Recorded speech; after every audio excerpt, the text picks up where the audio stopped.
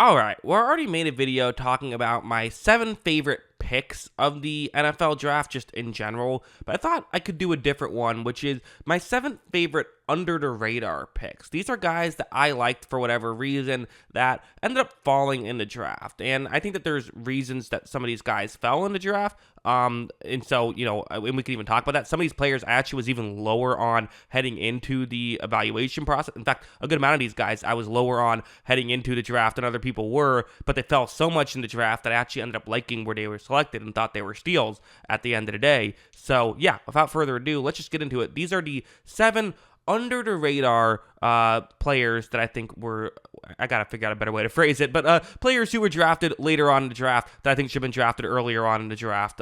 Steals, I guess you could call them in the draft. Let's just get into it.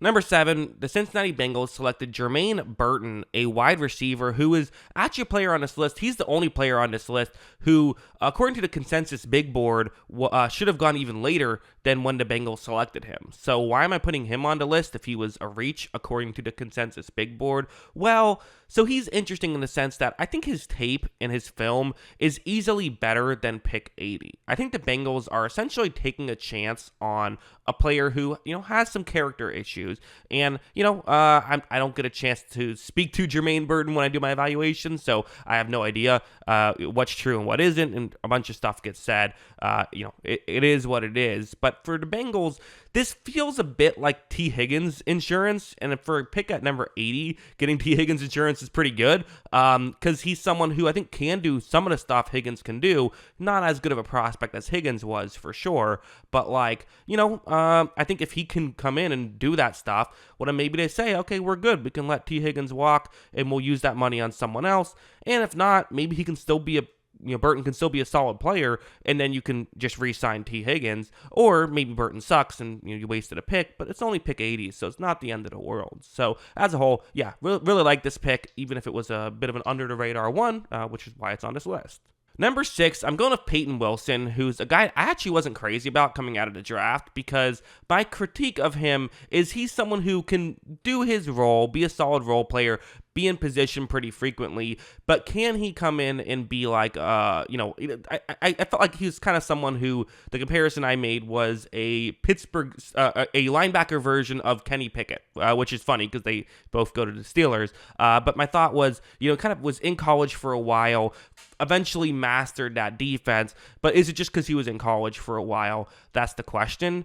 But they picked him at 98. He was projected to go 46. I had my criticisms about Payton Wilson when some people were saying maybe he should be a first rounder. When we're talking about him barely making the top 100, that's a great selection. A guy who's just in position pretty consistently, that's totally worth that pick. I think some people want maybe more of like a Jermaine Burton of let's hopefully there's a, high ceiling here, and, I put Burton on the list. I think there's a lot of logic for a pick like that at times, but sometimes you've got to just take a player who's a pretty good player, even if he doesn't have the ceiling other guys do.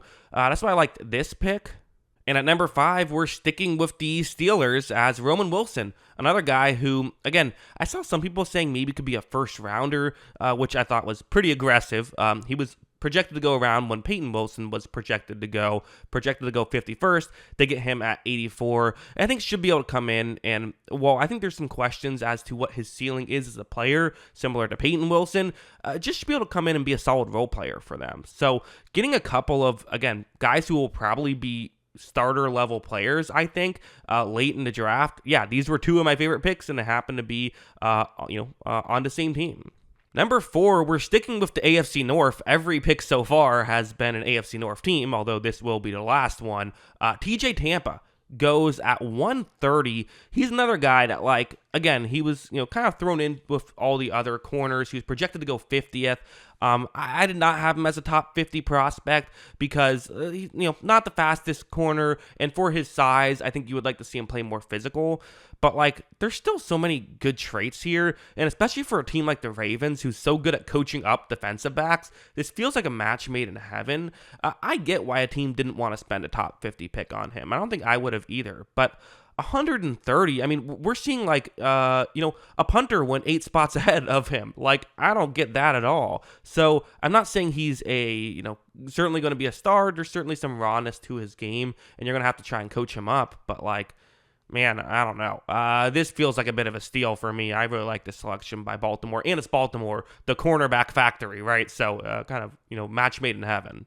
Number 3, this is another guy that I understand why he fell, Johnny Wilson. He's 6'7", and, isn't the most explosive player just because he's 6'7", is someone who does have drop issues and all of that. So he's projected to go at 112, and he, ended up going 185 for the Eagles. But, part of me just feels like, this guy has such good footwork for his size. Like, I don't know exactly what his role is. I would imagine you probably try to transition him to be a receiving tight end, like maybe a Darren Waller type.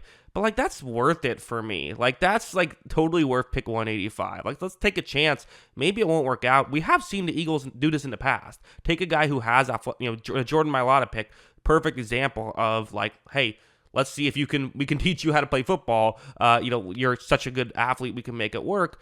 I don't love doing that, when you see teams do it in the first round, taking the good athlete who's a developmental guy. But here at 185, I love this pick. I thought Johnny Wilson was an underrated player heading into the draft. He falls 70 spots further than he was supposed to be drafted. So of course I'm going to like this pick then. It's worth a risk, even if it blows up. Number 2 for the Carolina Panthers, Ja'Tavion Sanders, a tight end who, a lot of these other guys, I get why they fell. In fact, every single other player, while I am putting them on the list, I can understand why other teams weren't as high on this player. Sanders is the one where I'm like, I don't really fully get this. To me, he checked every box, was a pretty consistently good tight end. Maybe the concern you have with him is he wasn't a, super athlete, and maybe he's not great at any one specific thing, but it's pretty solid across the board, which is very valuable for a tight end. And the Panthers need weapons for Bryce Young, so getting a tight end who can do this stuff, yeah, I think this is really smart. So, he was projected to go 61st. They get him at 101. That's pretty good value. But my number 1 favorite under the radar draft pick was Troy Franklin to the Denver Broncos. They needed a wide receiver. He was projected to go 39th. I saw him in a good amount of mock drafts that were just one round. He would make the first round in mock drafts relatively frequently. Falls all the way to pick 102 for Denver. It's a position of need. And oh, by the way, he played with their new quarterback, Bo Nix, in college. So you have a bit of a relationship there, which I think helps. I think that can make the transition a little bit easier if you already have chemistry with your quarterback, and if your quarterback already has chemistry with you, right? Makes it easier for both of you. So there's added value on top of it. Like I said earlier, I totally get, with other players, with him, totally get why he fell. The comparison I made was kind of a Christian Watson-esque comparison.